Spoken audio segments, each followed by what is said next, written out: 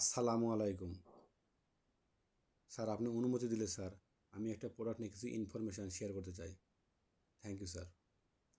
Sir আপনার কাছে sir প্রতিদিন অনেক পেশেন্ট আসে যেগুলোতে ক্যালসিয়াম, ফসফরাস, সেলেনিয়াম, ম্যাগনেসিয়ামের অভাব রয়েছে। আর এক্ষেত্রে স্যার আপনি ক্যালসিয়াম সাজেস্ট করে থাকেন। আর এই সকল ক্যালসিয়াম, ফসফরাস, সেলেনিয়াম এবং ম্যাগনেসিয়ামের সর্বোচ্চ ব্যবহার নিশ্চয়তা প্রদানের ক্ষেত্রে Renata introduce first time in Bangladesh nano টেকনোলজির ন্যানোক্যাল এসি। স্যার ন্যানোক্যাল এসিতে রয়েছে প্রতি মিলিতে nano calcium 17 milligram, nano phosphorus 8.5 milligram, nano selenium 50 microgram, nano magnesium 3 milligram, vitamin D3 60 IU, vitamin B12 1 microgram, biotin 250 microgram.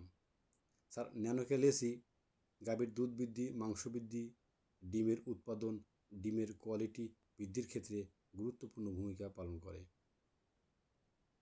Sir বাজারে যে সকল ক্যালসিয়াম রয়েছে তার চেয়ে ন্যানোক্যাল এসি বায়োঅ্যাভেলেবিলিটি 2 গুণ, বায়োলজিক্যাল অ্যাক্টিভিটি 3 গুণ।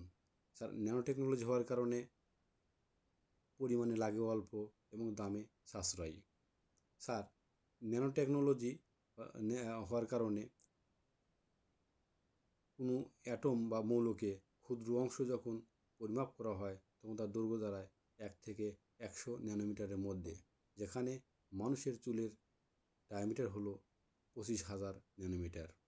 অতি ক্ষুদ্র 1 থেকে 100 ন্যানোমিটার হওয়ার কারণে অল্প জায়গায় অনেক বেশি অবস্থান করতে পারে।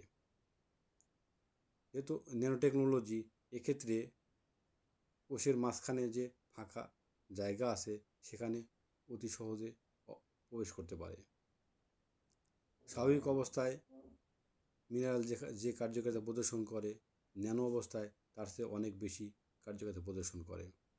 নর্মাল ক্যালসিয়াম এবং ক্যালসিয়াম কার্বনেট বডিতে শোষণ হয় 30%, আর ন্যানো টেকনোলজি ন্যানোক্যাল এসি বডিতে শোষণ হয় প্রায় 100%। Sir Nanocal AC sir dose sir বড় গাভীর ক্ষেত্রে 50 ml, মাঝারি গাভীর ক্ষেত্রে 30 ml, 5 থেকে 7 দিন।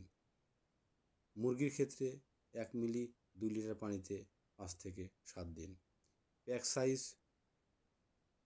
500 ml এবং 1 লিটার।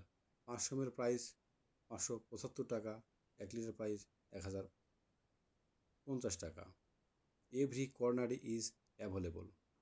নেক্সট প্রেসক্রিপশনে স্যার আমি কি ন্যানোক্যাল এসি আশা করতে পারি? Thank you sir.